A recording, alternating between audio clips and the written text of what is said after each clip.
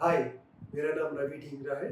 इस वीडियो में मैं प्रोडक्ट फोटोग्राफी के बारे में बात करूंगा, खासकर ई कॉमर्स या ऑनलाइन सेलिंग के लिए।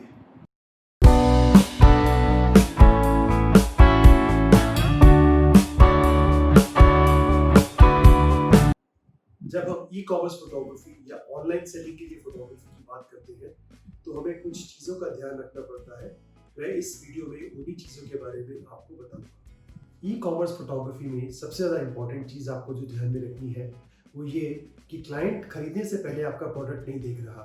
वो सिर्फ आपकी फ़ोटोग्राफ के बेसिस पे डिसाइड कर रहा है कि प्रोडक्ट खरीदना है या नहीं। तो आप जब ई कॉमर्स के लिए फ़ोटोग्राफी करें तो आपके जो प्रोडक्ट डिटेल है वो आपकी फ़ोटोग्राफ में पूरे नज़र आने चाहिए। कलर है, टेक्सचर है और जो भी डिज़ाइन है वो पूरा आपकी फ़ोटोग्राफ्स में नज़र आना चाहिए। इस वीडियो में मैंने ये कैमरा इस्तेमाल किया है जो ट्राइपॉड पे फिक्स किया गया है। आप कोई भी कैमरा इस्तेमाल कर सकते हैं। आप अपना स्मार्टफोन, मोबाइल फ़ोन भी यूज़ कर सकते हैं फ़ोटोग्राफी के लिए। आपको सिर्फ एक ये मोबाइल होल्डर खरीदना है जो ऑनलाइन भी इजीली अवेलेबल है। उसके बीच में आपको अपना कैमरा फ़ोन लगाना है और इसको ट्राइपॉड पे लगाना है। सबसे पहले हम सेटअप की बात करते हैं। यहाँ आप देख सकते हैं कि मेरा जो सेटअप है एक खिड़की के बिल्कुल पास में बनाया गया है। एक लाइटिंग प्रिंसिपल है कि जितना लाइट सोर्स सब्जेक्ट के पास होगा उतनी ही लाइट सॉफ्ट होगी। तो इसीलिए मैंने ये सेटअप रखा है बिल्कुल खिड़की के पास रखा है। विंडो लाइट या खिड़की से लाइट का एक और पर्पज़ है कि विंडो लाइट का जो साइज़ है, विंडो का जो साइज़ है, खिड़की का जो साइज़ है, वो बॉटल जो पड़ी है सामने, प्रोडक्ट जो पड़ा है उससे बड़ा है। तो एक और लाइटिंग प्रिंसिपल है कि जितना बड़ा लाइट सोर्स होगा लाइट उतनी ही सॉफ्ट होगी। छोटा लाइट सोर्स से हार्श शैडो क्रिएट होगी, डार्क शैडो क्रिएट होगी। पर अगर सब्जेक्ट से लाइट सोर्स बड़ा है तो जो शैडो बनेगी वो एक अच्छी सॉफ्ट शैडो बनेगी। अब हम कैमरा पोजीशन की बात करते हैं। आप देख सकते हैं कि मेरा कैमरा ट्राइपॉड पे लगा हुआ है और कैमरा की जो हाइट है वो सब्जेक्ट के ऑलमोस्ट बीच में आ रही है। एक चीज़ और आप नोट करेंगे कि कैमरा सब्जेक्ट के बिल्कुल पैरेलल रखा गया है। इससे जो प्रोडक्ट की शेप है वो करेक्टली डिपिक्ट होगी, करेक्टली बिल्कुल ठीक आएगी आपकी फोटोग्राफ्स में।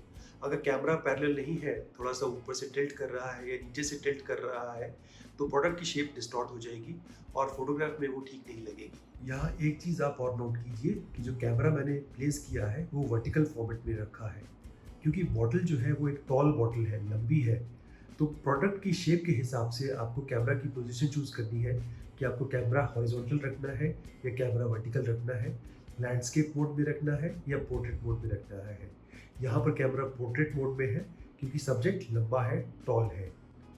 प्रोडक्ट फोटोग्राफी में कैमरा की पोजीशन बहुत इंपॉर्टेंट है। सबसे पहले आपको डिसाइड करना है कि आपको वर्टिकल फॉर्मेट यूज़ करना है या हॉरिजॉन्टल फॉर्मेट, जो डिपेंड करेगा प्रोडक्ट की शेप पर।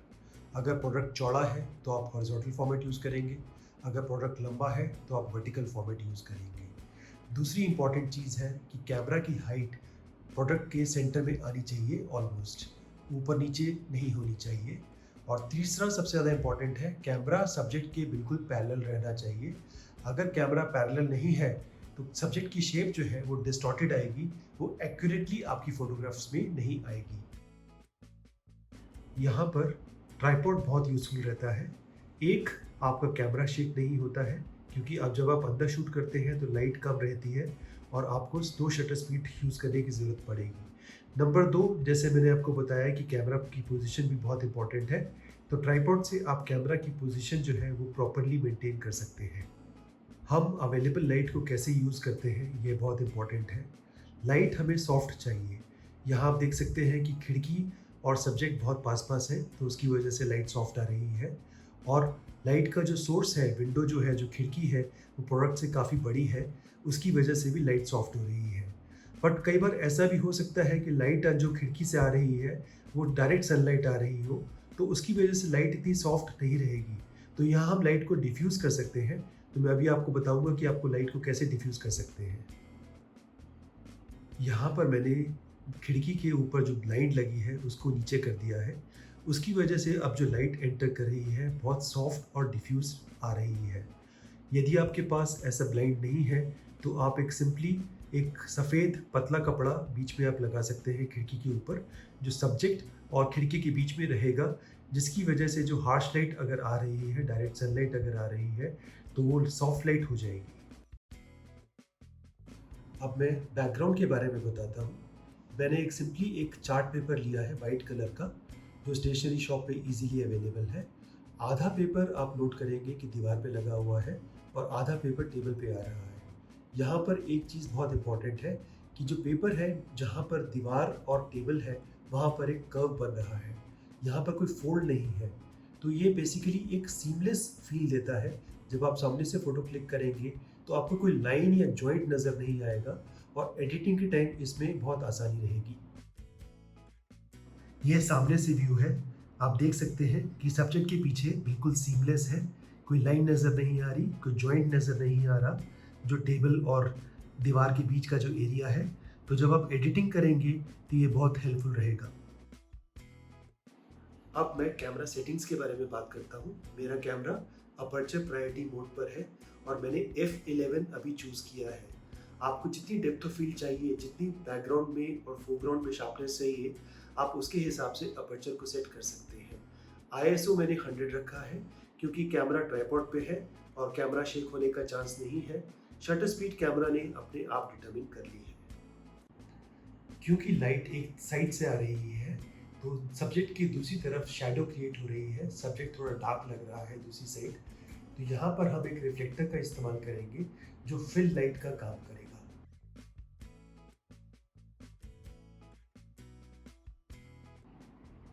मैंने लाइटिंग सेटअप हैक्स वीडियो में वी कार्ड के बारे में बताया था, तो वही वी कार्ड हम अब यहाँ यूज़ करेंगे।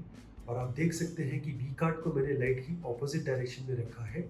तो जो एक शैडो क्रिएट हो रही थी राइट साइड पे, वो अब वी कार्ड की वजह से कम हो गई है, सॉफ्ट हो गई है और एक फिल लाइट क्रिएट हो गई है। यह रिफ्लेक्टर बनाने के लिए मैंने एक सिल्वर पेपर लिया है, जिसको मैंने एक मोटी वाइट कलर की शीट पे चिपका दिया है।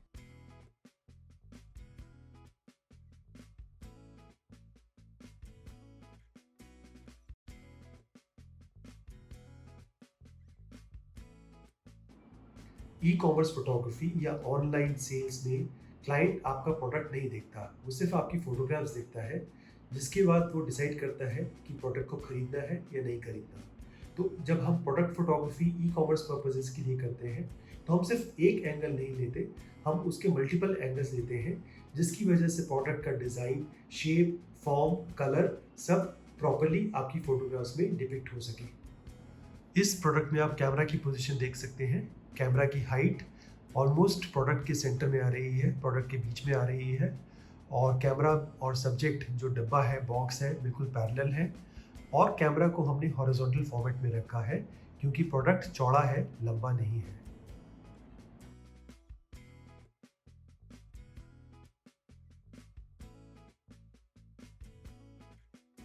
कैमरा की पोजीशन की वजह से प्रोडक्ट बॉक्स की शेप तो ठीक आ गई है, पर इसमें आप नोट करेंगे कि इस बॉक्स के ऊपर भी कुछ डिज़ाइन है जो समझ नहीं आ रहा है, दिखाई नहीं दे रहा है।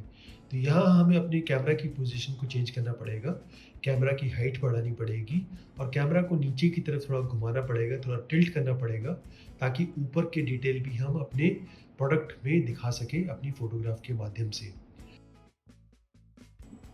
अभी मैंने कैमरा की हाइट बढ़ा दी है और आप नोट करेंगे कि कैमरा नीचे की तरफ झुका हुआ है, थोड़ा सा टिल्टेड डाउन है। इसकी वजह से ऊपर के डिटेल्स पूरी नज़र आएंगे। जब हम मल्टीपल एंगल्स की बात करते हैं, जब कैमरा पैरेलल था और नीचे था, तो प्रोडक्ट की शेप तो आ गई थी पर ऊपर का डिज़ाइन नहीं नज़र आ रहा था। पर कैमरा की हाइट बढ़ाने से अब ऊपर का डिज़ाइन एलिमेंट भी नज़र आ रहा है। तो जब हम मल्टीपल एंगल्स की बात करते हैं एक प्रोडक्ट के लिए, तो हमें कुछ फोटोग्राफ्स ऊपर से भी लेनी पड़ेंगी या दाएं से या बाएं से भी लेनी पड़ेंगी, ताकि प्रोडक्ट के सारे डिटेल्स हमारी फोटोग्राफ के अंदर दिखाई दें।